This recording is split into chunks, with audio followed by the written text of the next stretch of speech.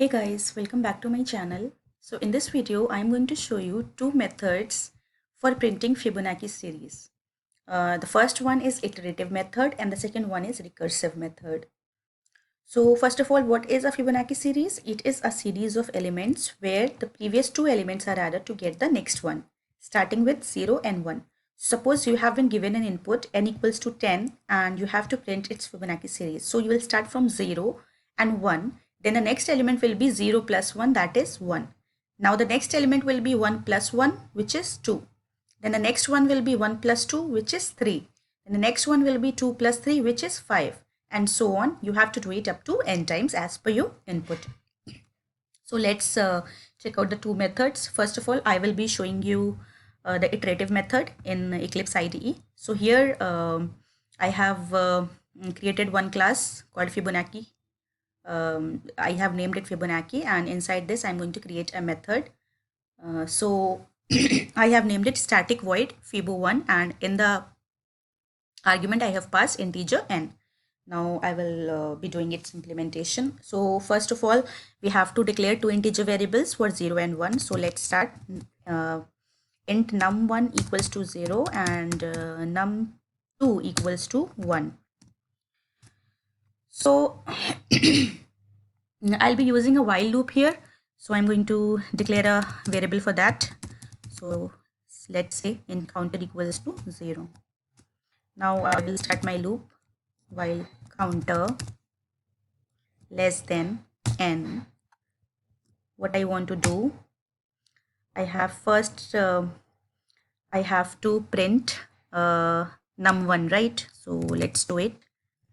System.out.println. In this num1,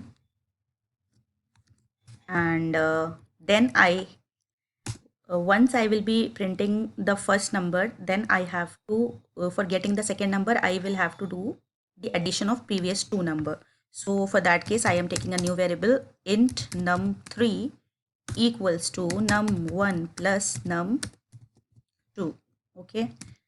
Then I will be swapping the numbers such that it will move ahead. Okay. So I will make num1 equals to num2 and num2 2 equals to num3.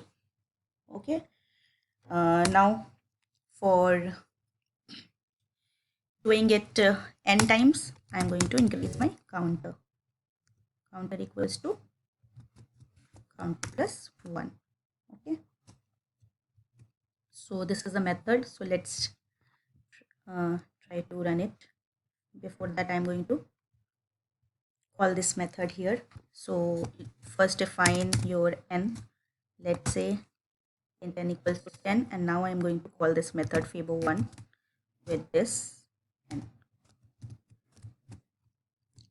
So let's see what output it will give. So I'm running this program. So you can see here it has printed the complete Fibonacci series starting from 0, 1, then to 0 plus 1, 1, then 1 plus 1, 2, then 1 plus 2, 3, then 2 plus 3, 5, then 5 plus 3, 8, then 8 plus 5, 13, then 13 plus 8, 21, and then 34. So this is the iterative method.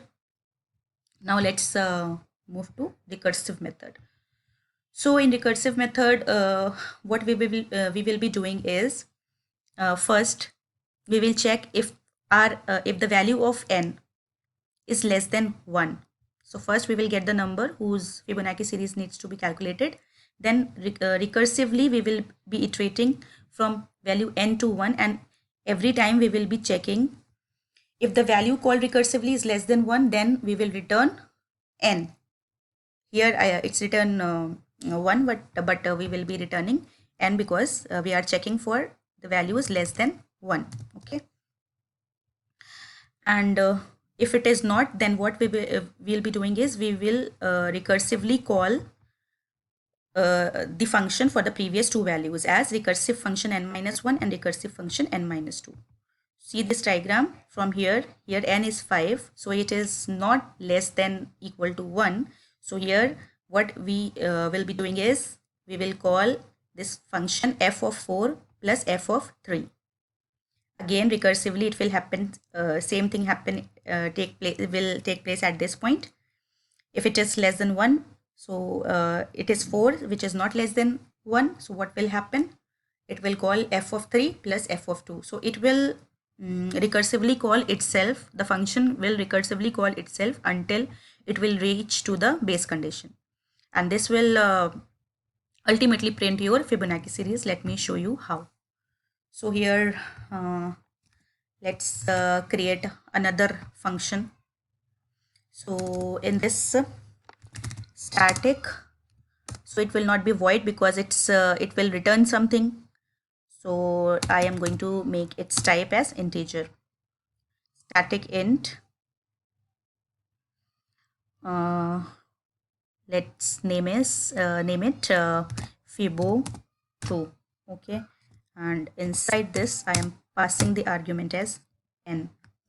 Now I am going to define its base condition.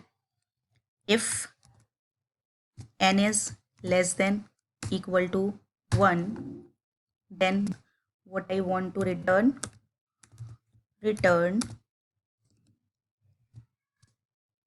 n.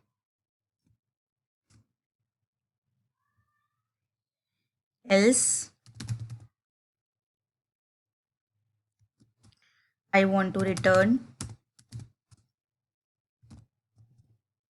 Fibo2 n minus 1 plus Fibo2 n minus 2. Okay, so this is my function. Let's call it from here. So we have to do call this function recursively from n to 1. So I'm going to take a for loop. Int I equals to 0, I less than n, and I plus plus. Inside this loop, I'm going to call my function. I want to print, so I'm going to print, and inside this I'm going to Fibo int I. Okay, I have created this method. I have checked if n is less than equal to 1, then return n, else return Fibo n minus 1 and Fibo n minus 2 plus Fibo n minus 2, and then inside the loop I have called this recursively. Now I'm going to run it. So guys, see, we are getting the same output here: 0, 1, then 1 plus 1, 2, then 1 plus 2, 3, then 2 plus 3, 5, then 5 plus 3, 8, then 8 plus 5, 13, and so on. So these were the two methods for printing Fibonacci series, and guys, it is one of the most important and common questions that have been asked in many interviews. So you should know it, and if you have any questions, please let me know. And if you like the video, please like, share, comment, and subscribe. Thank you. Bye.